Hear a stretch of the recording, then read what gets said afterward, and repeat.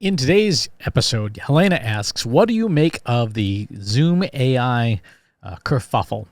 So for those who are not familiar, Zoom, the company that makes the ubiquitous video conferencing software, changed its terms of service to say they would use customer data to train their language models, to train generative AI.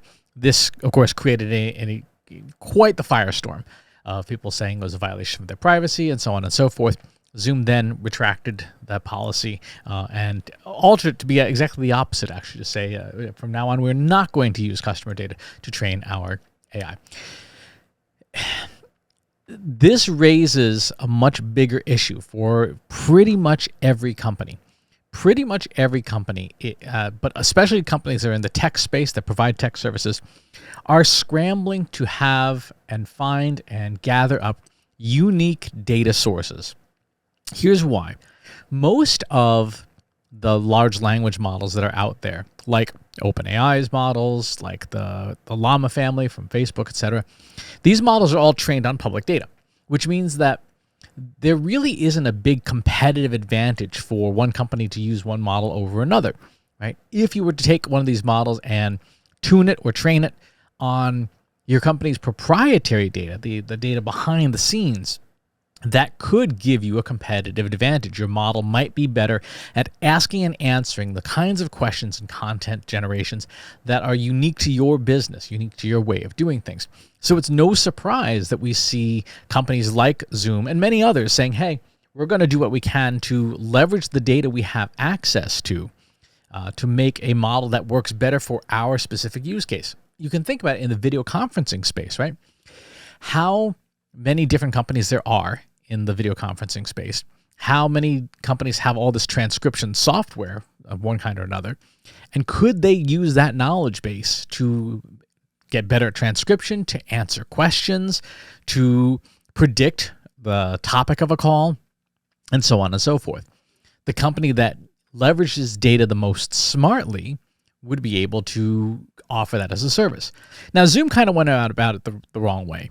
The wrong way was just to make a change to the terms of service and just essentially force people into that policy. That's not a smart way of doing it, and they found out the hard way that a lot of people really don't like that. The right way to do it is to acknowledge the value of the data.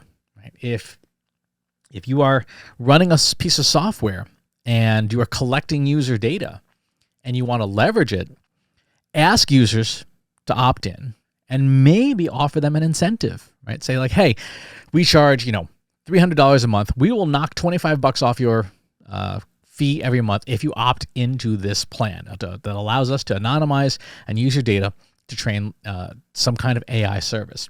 That would be ethical. That would be lawful, compliant with privacy policies. And it gives users the choice to say like, what is my data worth? If I say, hey, I think my data is worth more than $25 a month, you don't opt into it. If you say, you know what, $25 is $25, I'll take it, particularly if it's maybe on a per seat basis, it might be considerable savings. Say, check the box, yes, I'm in. This is going to become a bigger and bigger problem for everyone as AI continues to proliferate everywhere, as everyone wants to have their secret sauce, their secret model, their secret library of training data that will improve the performance of foundation models. And that's really important.